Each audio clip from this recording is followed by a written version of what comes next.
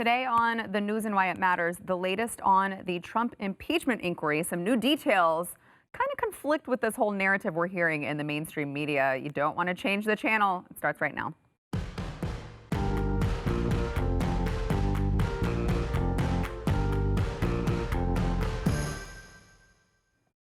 Welcome to the news and why it matters. I am Sarah Gonzalez, today with Glenn Beck, the one and only Glenn Beck. Thank you. Thank you for being here. Stu Bergier. Thank you. There's probably a few other Several. Stus. Yeah, so not the one and only. But we're happy to have you anyway. Many illegitimate children I've named after myself.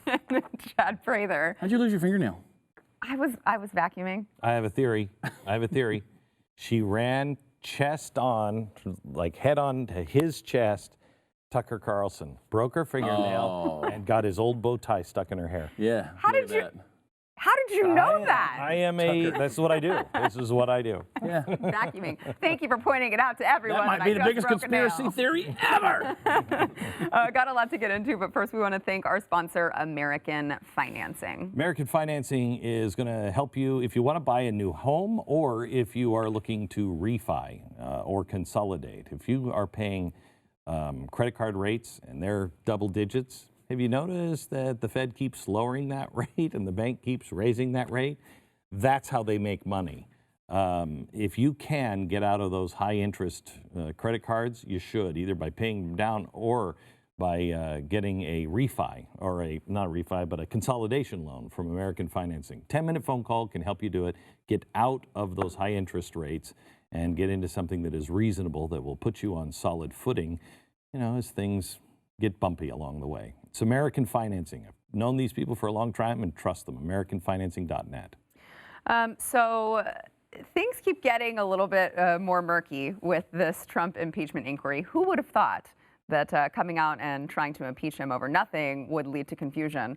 So last week we heard that Trump withheld this money. We were supposed to believe that it was connected to investigating Joe Biden. Now we hear this week Ukraine had no idea about Trump withholding this federal aid until a month after the call. Well, it wasn't in the call. Right. It wasn't in the call.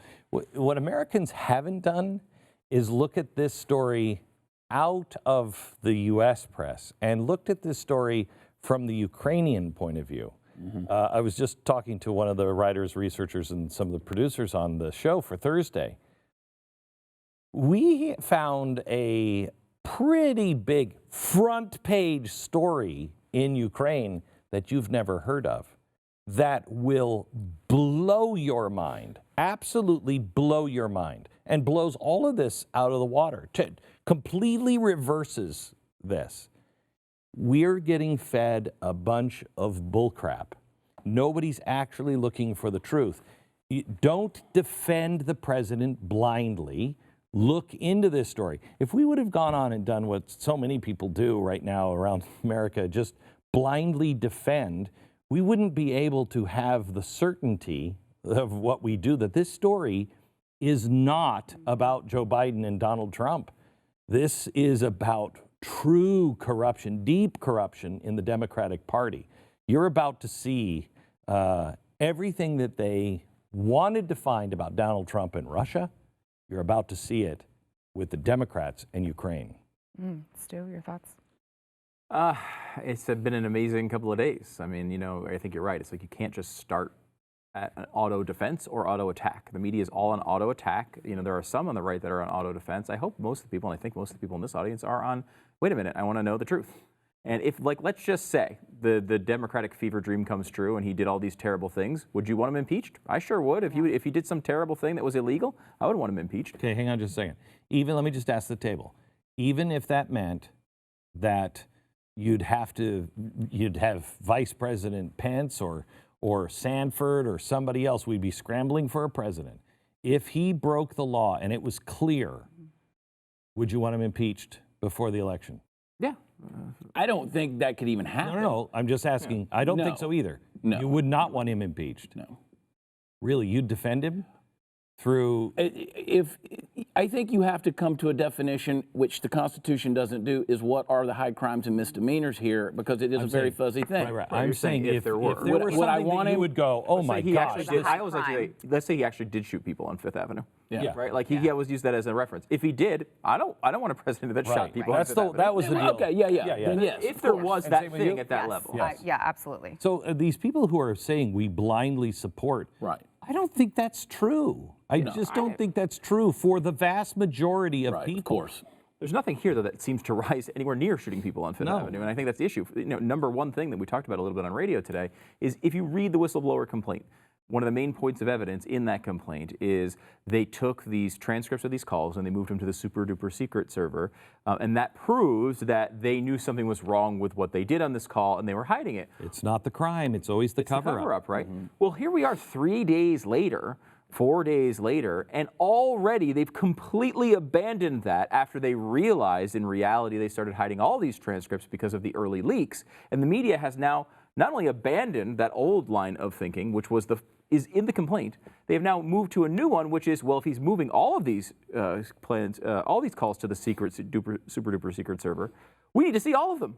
Wait, what else has he done? We don't even know. This is bigger than we even thought. It's like, no, you guys completely missed the central reasoning as to why this was important, because most of the whistleblower complaint is either just press reports or things that people have tweeted or gone on television and said themselves publicly, with the exception of the call, which we already knew about last week. But the whole point of it being bad was supposed to be because they moved it to this secret server, and now they've abandoned that line of questioning and moved on to a totally different field with a totally different goalpost. I mean, this thing is falling apart right away, and as we've been talking about, and we've said 100 times on this show, it's like when you wait a couple of days and you actually see where this information is going, you wind up in a position where, with much more knowledge, and able to judge it more clearly. That Rubicon was crossed on the dossier.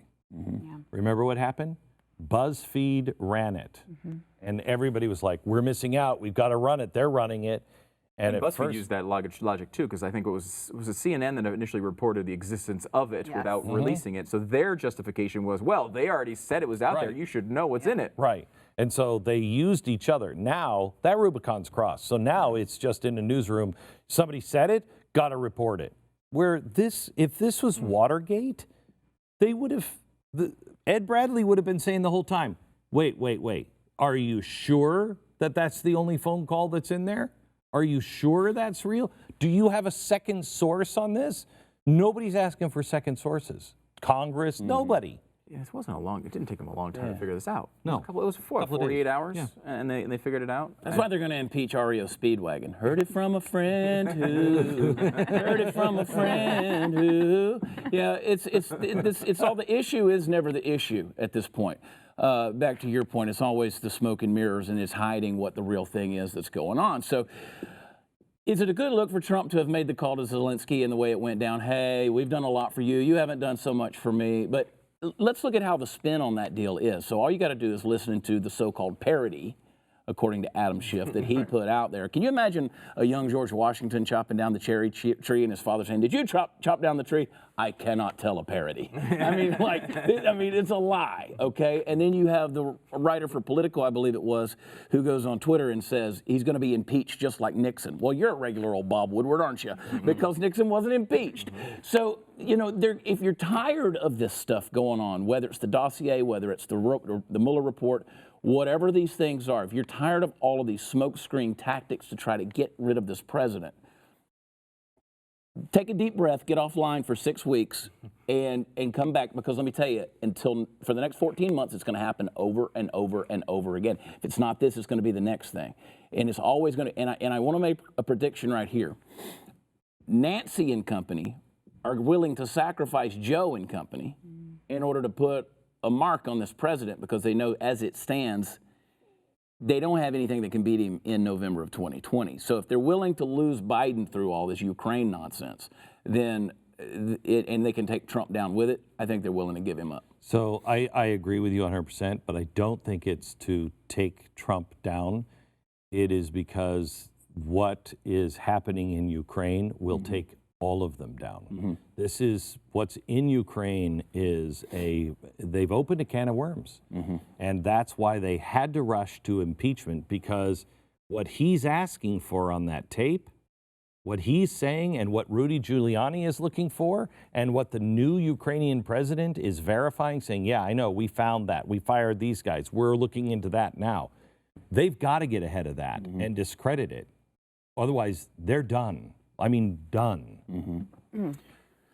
I just don't think I don't think people, and I agree with you 100%. I don't think people realize how deep this thing runs and how far it goes. And I mean, you're talking about the potential end of a Democratic Party. I mean, this is an unraveling thing. You pull the right string on this deal, and you're going to expose some stuff that is really. And people are sitting there going, "Nah, it's not possible." Trust me, with this situation, it is. It is. Well, didn't they too, Glenn, changed the qualifications for what counts as a whistleblower Yeah, complaint? so we're not sure exactly how this is playing out. The Federalist reported that they changed the actual wording of the whistleblower that as early as a year ago, that there was a box that said, if you don't have firsthand knowledge, if you don't know this through your job, if you didn't see it, record it, hear it yourself, don't come coming to us because we can't take that in an emergency investigation. It seems pretty reasonable. Right.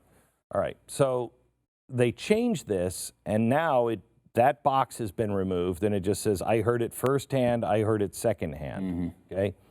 However, the explanation, and we're not sure which is which, or if it's a combination of the two, they say that people were less likely, or they were confused when they heard something. So do I report this? Because I'm not hearing it firsthand. So they're asking that you do report things that are hearsay, but they've taken out the box that explains we can't take just that. Yeah, the confusion seems to be basically that there are two separate standards here. One for initially reporting it as a whistleblower, and another for what is the level of the hurdle you need to clear as the Inspector General to say, yes, this is legitimate, we're going to pursue it. And so the explanation being tossed out there right now is most people on the right read that as you can't report a whistleblower complaint unless you have firsthand knowledge. What they're saying is you can report it if you don't have firsthand knowledge. However, the Inspector General has 14 days to find firsthand knowledge, or it can't go forward. So it is a little bit of a different. It's a typical bureaucratic nightmare, as you'd expect with the government. We don't have firsthand knowledge. Right. We don't have firsthand knowledge, so it should not have been passed to Congress. So now, is the so-called transcript an actual transcript? No. It's not an actual transcript. No, but when you read the process of it, I mean, so basically what they're saying is, I believe it's 4 different people who are sitting there listening and basically taking detailed notes in real time as the call goes on. I mean, you're not going to get any mistakes unless someone's intentionally trying to make a mistake with a transcript, right? Like, It would take 4 people. Right, you'd have to have, I mean, it doesn't make any sense. When they say, well, it's not a transcript, there could be anything in there. Well, no, that's not what it means. It means that there's not like a court transcriber taking out every word. However, there's 4 people there taking, diligent notes, people with actual information on the subject matter too. They're intelligence officials. After the call, they all talk about it. Did you hear this? I heard that. Yes, I've got that quote. So they have 4 ways to check each other. Yeah, 4 ways to check each other, then they boil it down to 1 document. Yeah. It's interesting if you go over to Wikipedia and you do a search for Hunter Biden and you read their take on this scenario and everything that went down. I encourage people, if you're watching this, head over to Wikipedia, just do a quick little search for Hunter Biden and read their excerpt of how the thing went down. And by the way, don't use Wikipedia in any other thing other than to poke fun of and make fun of. Don't use it as a research paper. Exactly. And yes, really I was born in New Jersey. Okay. There's that. Really quickly before we get off of the impeachment thing, did you guys see that Biden sent letters to executives at ABC, CBS, NBC, CNN? Yeah. Demanding that they no longer book Rudy Giuliani. This is an incompetent campaign. I mean, this is a ridiculous such a bad spreadsheet. If look. I were Joe Biden, my answer would be like, please continue to book Rudy Giuliani. Every time he goes on television, he adds another charge to the impeachment inquiry. I mean, the guy terrible. blurts out. How many times has he been caught on television blurting out something he wasn't supposed to? And now Biden doesn't want him on there? But this guy continually admits things he's not supposed to on television. He's terrible. I don't know why Trump have a real affinity. I mean, we just went through 9/11, and I just read the book of the oral history of 9/11 that we had the author on the air. And like you go through that and you just like remember Rudy Giuliani as this guy who was basically, I mean, the job he did in that city through that time was incredible. And it was recognized not only by the right, but the left and everybody. I mean, he took down the Gambino crime family. Yeah, I mean, he was a great mayor of that city. And it's like, what he's doing now, I don't even recognize him as the same person. Like, again, like I like the fact that he's defending Trump sometimes on things where others won't. And that is something that is needed for Trump because he constantly gets bashed in the media. But he just doesn't seem to care at all. He just seems to just go out there and say anything. I think he causes more trouble for the president than he actually cures. I don't think this is working at all. I don't know why Biden would want him to stop talking. Yeah. And how much of that do you think is a ploy? Because I sometimes wonder, I look at moves that the president makes and I'm like, what? And then I'm like, what is this going on here? You know, and so sometimes I wonder, is it a ploy to do these things? In the case of Giuliani, I tend to agree with you. I'm like, I don't know why you're just saying everything you want to say right now. Yeah, I mean, there's an argument to be made, right, that he's out there leaking these things as Trump wants them leaked. Go back to the original. Trump keeps employing him, so that's a good argument on that. Yeah, what you said about the issue is never the issue. These days, I don't think anybody knows what the smoke screen is. What's the reality? We don't know because we're having these holographic things that are thrown up in front of our face. Thursday's the day. Thursday's the day. Watch the special. Thursday, it's at 8:30 Central, 9:30 Eastern. Back in a minute. What time Mountain? Yes, What about Hawaii? 7:30. I don't do Hawaii that. time would be 2:30. Before we get back into the conversation, we want to thank our sponsor, Glenn Beck and realestateagentsitrust.com. Realestateagentsitrust.com are for people that want to sell their house. You don't know who the right real estate agent is, and you need to sell it. So you want somebody that can come in, really knows the neighborhood. That's one of the most important things. Is your real estate agent an expert in your neighborhood? Because your neighborhood may be entirely different than the neighborhood they're used to. So how do they price it? They have to price it right. They have to do all the right paperwork. They have to know how to talk to other realtors, and they have to know when you're sitting down to sign papers that you've negotiated or they've negotiated the best deal for you. And then let them help you find the next house. It's realestateagentsitrust.com, realestateagentsitrust.com. Glenn, this is on the subject of real estate, but not on the subject of news really quickly, though. So would you say that now is not a good time to buy a bigger house? A bigger house? Yeah. No, there's two things you What don't if you want need to to do. refi anyway to get a lower interest What are rate? you trying Why to are you get trying out to of buy him a right bigger here? house? Don't buy a bigger we were house. talking about it, and I was like, I gotta ask Glenn because I No. just want just a little bit more space, but now's not the time, I guess. Don't listen to Glenn No. for investment advice, please. Well, I was going to use Thank you. realestateagentsitrust.com. Does that change your mind? Oh, well, then you should. Okay. A bigger house, I mean, as long as it's something that fits into the normal pattern of what people want, Yeah. that's fine. Okay. It's fine. All right. So Hilary Clinton, I had no idea she was still being interviewed, that Oh my people gosh, actually this is cared enough crazy. to interview her. But she went on with, I believe it was NBC, talking about President Trump and how he's obviously an illegitimate president. Watch. I believe he knows he's an illegitimate president. CBS. He knows that there were a bunch of different reasons why the election turned out the way it did. And I take responsibility for those parts of it that I should. But Jane, it was like applying for a job and getting 66 million letters of recommendation and losing to a corrupt human tornado. And so I know that he knows that this wasn't on the level. I don't know that we'll ever know everything that happened, but clearly we know a lot and are learning more every day, and history will probably sort it all out. So of course he's obsessed with me, and I believe that it's a guilty conscience in so much as he has a conscience. Huh. Very. There are 3 edits in that, so they let her run for a while.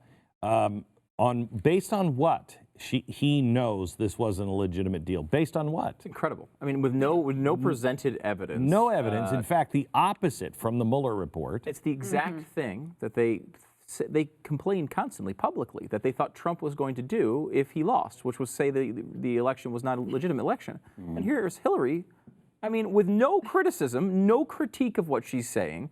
saying it was an illegitimate election. And he's an illegitimate president. It's incredible. She chose those words, though, carefully, because she knows that will get under her skin. His skin, yeah. His skin. yeah. I think this is, well, she has enough skin for both of them. But I think that she's preparing for a Biden fallout, because she knows what happened in Ukraine, because her people, her chief strategist, wait, wasn't over here working on campaign? No, was over in the Ukraine. Her chief strategist. So she knows what's coming in Ukraine. She's positioning herself now to be the guy. And the way to be the guy, or the running mate, is to get the president to say this person and pick a fight, because then it's a fight between those people. Just like people said last week with Biden. This is good because it legitimizes Biden. Everyone's only talking about Trump and Biden. She used those words specifically to drive him nuts. I made this prediction 6 months ago on my show, on the podcast, and everybody came at me and said, you're absolutely crazy, you're insane, there's no possible way. And I said, just sit back and watch. And even she contradicts herself by saying it's illegitimate. We may never know what happened. We don't know what's going on. But I think deep down he knows he's an illegitimate president. I watched this video, and I just want someone in my life to look at me the way Jane Pauley looks at the Clinton girls. Like she could just eat them up. Just loves them so much. Laughs at their stupid jokes, and they're like, there's nothing cute about Hillary Clinton, but she just tries to be. And Jane Pauley's like, just in love with her. Oh, look at that. Oh, that is cute. Do you agree, Glenn, that that Trump is obsessed with her? No, I think he is obsessed with what the Democrats have done, including Hillary Clinton. So he is obsessed with, I am legitimate, I am legitimate, I am legitimate. This is legitimate. I didn't do that. They did it. So he is obsessed with that much more than Hillary Clinton. But that kind of stuff will make him obsess. Yeah, I mean, I think, look, he's obsessed. I mean, this is Bill O'Reilly's thesis in his book, right? That he is obsessed with the results of the 2016 election and how whether he's seen as legitimate. O'Reilly, I believe, said it's more important to him that people see him as legitimately winning in 2016 than for him to be elected in 2020, to him personally. And O'Reilly has real insight on Trump. He's known him for a long time and interviewed him extensively for the book.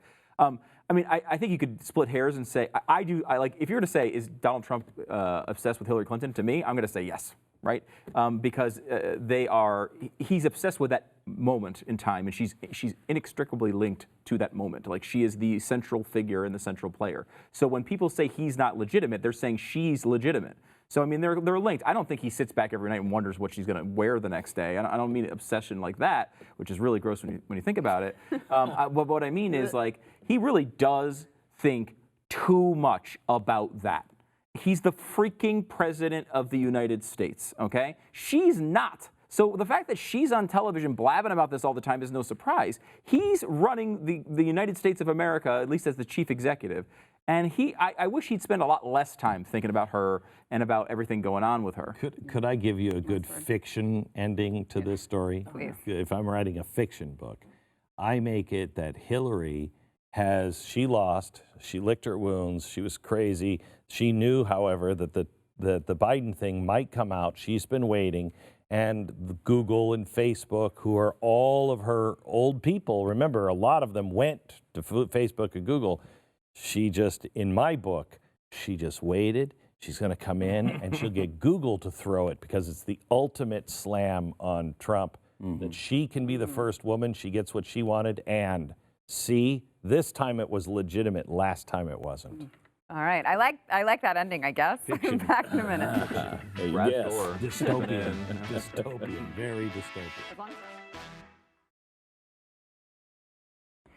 Before we go into overtime, want to remind you about Glenn's Ukraine special coming up this week. All this week at 5 o'clock, we'll be talking about Ukraine, but the Scandal Explained happens Thursday, 9:30 Eastern, 8:30 Central.